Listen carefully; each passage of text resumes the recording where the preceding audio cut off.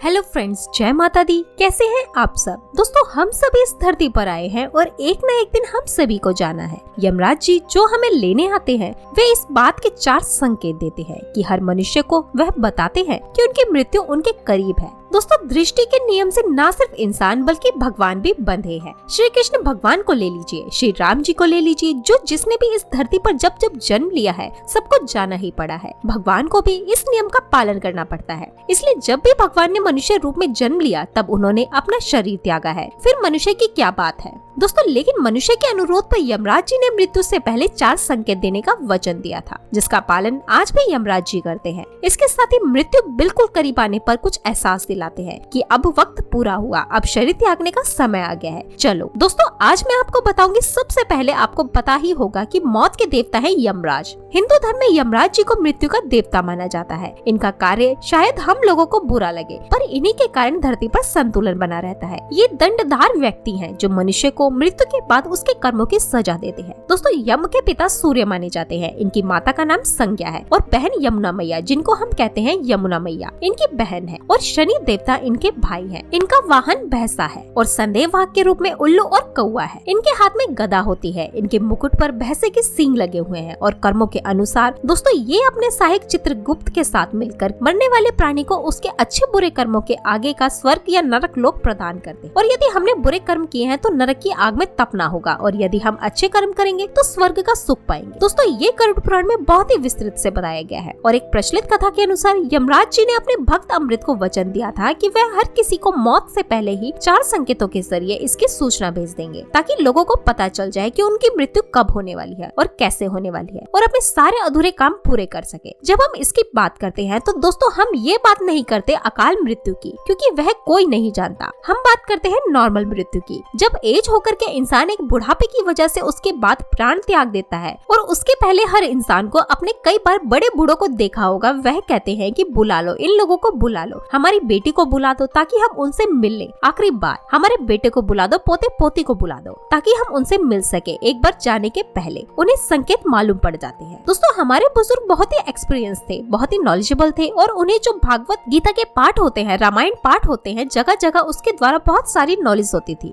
शास्त्रों के अनुसार हम जो स्कूल में एजुकेशन करके पढ़ते हैं 10 सालों में, उससे ज्यादा उन्हें क्लास वो जब 10 साल 15 साल के हुए होंगे, जो भागवत कथा आदि होती थी, उससे ज्यादा ज्ञान होना उस समय रहा होगा। दोस्तों, सबसे पहले हम उन 4 संदेशों की बात करते हैं जो यमराज जी सामान्य मृत्यु से पहले हर किसी को भेजते हैं। हम बात कर रहे हैं दोस्तों सामान्य मृत्यु की। आपने देखा होगा कि जैसे जैसे एज बढ़ने लगती है तो सबसे पहले क्या स्टार्ट होता है? हम कैसे बोलते हैं कि इसकी एज बढ़ रही है? व्यक्ति के बाल सफेद होने लगते हैं। आजकल असमय सफेद होते हैं, इसका मतलब ये नहीं है कि आपको कुछ होने वाला है। हम एजेड लोगों की बात कर रहे हैं, एज के साथ ही बात कर रहे हैं। आजकल लीवर प्रॉब्लम की वजह से भी बाल बहुत जल्दी सफेद होते हैं। दोस्तों, अगर आप हट्टे कट्टे ह्यूमन बीइंग और एज के साथ आपके बाल सफेद होने लगे हैं तो इसे पहला संदेश माना जाता है कि अब उम्र बढ़ रही है। मोह माया की दुनिया से बाहर निकलना शुरू करो। जैसे जैसे मनुष्य की उम्र बढ़ती जाती है, मनुष्य के बहुत सारे शरीर में बदलाव आते हैं, स्वभाव में बदलाव आते हैं, खान पान में बदलाव आते हैं, और थोड़ी थोड़ी उम्र बढ़ते बढ़ते मनुष्य के दांत कमजोर होने लगते हैं। पहले जो मनुष्य एप्पल काट काट के चबा चबा के खाते थे, अखरोट को दांतों से तोड़ देते थे, वे आदमी अब एक बादाम खाने में भी सट पकने लगते हैं। दोस्तों, धीरे धीरे समय के साथ दांत गिरने लगते हैं। दांतों का गिरना एज के साथ ये बताता है कि व्यक्ति का शरीर मुरझा रहा है। व्यक्ति का शरीर ये कहने लगा है कि मुझे अब मुक्ति धीरे धीरे मिल जाएगी, अब तुम मेरे मोह मत करो। उनके आसपास वालों को समझ जाना चाहिए कि अब ज्यादा दिन उनके नहीं है। तीसरा संदेश यमराज हमें तब देना शुरू करते हैं जब मनुष्य के ज्ञानेंद्रिय जैसे सुनना, देखना, ये सब चीजें, चश्मे तो आजकल छोटे छोटे लोगों को लगते हैं, हम उनकी बात नहीं कर रहे हैं। जो एजेड लोग हैं उनकी बात करते हैं, जिन्हें शायद बिना चश्मे के नहीं दिखता है। मैं अपनी दादी माँ की बात बताती हूँ। शी वाज 85 साल की थी और उनको पूरा आराम से बिल्कुल वो बिना चश्मे के सब कुछ देख पाती थी। दोस्तों, लेकिन जब धीरे धीरे ज्ञानेंद्रिय कमजोर हो जाती हैं, व्यक्ति की सुनने और देखने की क्षमता कम हो जाती है, इस समय यमराज जी कहते हैं कि अब दुनिया की बातें सुनना छोड़ो, पर पंचायती छोड़ो, दूसरों के मामले में दखल अंदाजी मत करो, आत्मचिंतन करो, समय आ गया है। गृहस्थी का फालतू के मोह माया का त्याग करो और मनन करो, ध्यान करो, उस ईश्वर से कनेक्ट करो ताकि मुक्ति में परेशानी न आए। दोस्तों, ये होता है तीसरा संदेश। चौथा संदेश ये देखता है कि यमराज जी जब मनुष्य की कमर उम्र के साथ छुप जाती है, शरीर अपना बोझ उठाने में असमर्थ होने लगता है, सहारे की जरूरत पड़ जाती है। दोस्तों तब ये बात यमराज जी हमें इस उम्र में समझाते हैं कि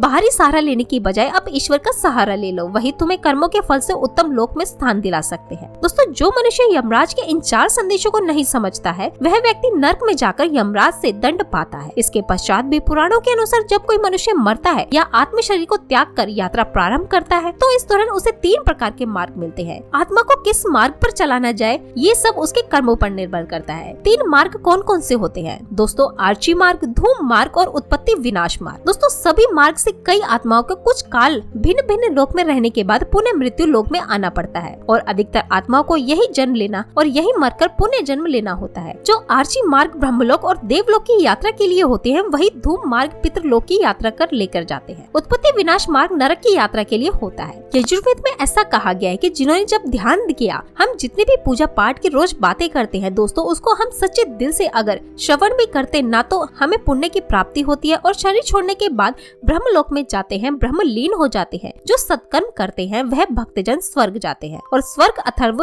वे देव बन जाते हैं। तो दोस्तों देवता हम कैसे बनते हैं? हम अपने कर्मों से बनते हैं। अगर हम इस पृथ्वी पर रहते रहते अच्छे कर्म करेंगे तो हमें देव योनि अपने आप प्राप्त होती है। लेकिन अगर हम राक्षसी कर्म करेंगे, गलत काम करेंगे, लोगों को मिसगाइड करेंगे, लोगों के साथ गलत बर्ताव करेंगे तो कुछ प्रेत योनि में अनंत काल तक भटकने रहना पड़ता है और कुछ पुनः धरती पर जन्म ले लेते हैं। दोस्तों जन्म लेने में ये जरूरी नहीं है कि मनुष्य के रूप में ही उनका जन्म होगा, मनुष्य योनि में जन्म होगा। अलग अलग बहुत दिन तक भटकती है आत्माएं। दोस्तों कभी आपने गरुड़ पुराण में सुना होगा तो आपने सुना होगा कि किस प्रकार से यातनाएं झेलनी पड़ती है, कौन कौन से द्वारों से भटकना पड़ता है। तब जाकर के बहुत डीपली सब्जेक्ट हम बात करें तो बहुत लंबा सब्जेक्ट है, इसलिए शॉर्ट में मैं आपको बताती हूँ कि अगर आपको ये 4 में से उम्र में हो जाए और ऐसा लगे कि चारों ओर में से कोई भी आपके घर में बड़े बुजुर्ग, उन्हें अगर ऐसा लगता है वह इस तरह की साइंस दिखाई दे रहे हैं तो समझ लीजिए कि उनकी मृत्यु निकट है। यमराज के साइंस आ चुके हैं कि उनकी मृत्यु बहुत पास है, इसलिए अपने बड़े बुजुर्गों की सेवा करें। ऐसे लोग जो इस धरती से विदा होने वाले हैं उन्हें ढेर सारा प्यार दे, अपने माता पिता की सेवा करके उनका आदर मान करे। दोस्तों जब जीवित प्राणी का संसार में काम पूरा हो जाता है तो उसके शरीर से प्राण यमराज अपने काल पाट से खींच लेते हैं ताकि प्राणी फिर नया शरीर और नया जीवन शुरू कर सके। यमपुरी यमराज की नगरी है जिसके 2 महाभयंकर 4 आंखों वाले डॉग पहरेदार हैं और यमराज अपने सिंहासन पर बैठ करके विचार भवन में मरने वालों की आत्माओं को एक एक करके बुलाते हैं, जहाँ चित्रगुप्त सब प्राणियों का बही खाता खोलकर लेखा जोखा यमराज को बताते हैं। दोस्तों अपने कर्म अच्छे रखे तो वह यमराज जब आपको न्याय सुनाएंगे तो कर्मों को ध्यान में रख करके जब अपना यमराज फैसला सुनाएंगे तो आपका भी न्याय होगा, आपको भी स्वर्ग की प्राप्ति होगी। दोस्तों यमराज की कई पत्नियां मानी जाती है, उसमें सुशीला, विजया, हेमा अधिक मानी जाती है। उनके पुत्रों में धर्मराज, युधिष्ठिर सभी को जानते हैं। न्याय के पक्ष में फैसला देने के कारण ही यमराज और युधिष्ठिर धर्म के नाम से जाने जाते हैं। दोस्तों ये बहुत ही इम्पोर्टेंट इन्फॉर्मेशन है, हम सभी को हमारे शास्त्रों में लिखित बात का नॉलेज जरूर होना चाहिए। अगर इनमें से कोई सिम्टम्स हमें कम एज में आते हैं तो ऐसा नहीं है कि बूढ़े हो करके आज ही हमारा ओम नमः शिवाय होने वाला है। तो दोस्तों ध्यान रखें ये बुजुर्गों की बातें हैं और ये कहने का मतलब सिर्फ इतना है कि ये 4 सिम्टम्स अगर हमें दिखाई दे रहे हैं तो इसके बाद हमें जान लेना चाहिए कि हम धीरे धीरे एक एक पग मृत्यु की ओर जा रहे हैं और समय है कि अब हम मेजोरिटी लाएं, अपनी लाइफ में शुद्धता लाएं, अपनी लाइफ में पवित्रता लाएं और उस भगवान से कनेक्ट करें ताकि और हमारे बुरे कर्म करना हम छोड़ दें ताकि जब हम उस यमराज के सामने खड़े हो तो फिर हमें कीड़े मकोड़ों का जन्म ना लेना पड़े। आज के लिए इतना ही दोस्तों, खिलखिलाते रहिए, मुस्कुराते रहिए दोस्तों। टेक केयर फ्रेंड्स और सब्सक्राइब करके रखें ताकि आप और मैं आने वाले वीडियोस के थ्रू कनेक्ट रहें। जय माता दी, बम बम भोलेनाथ जी।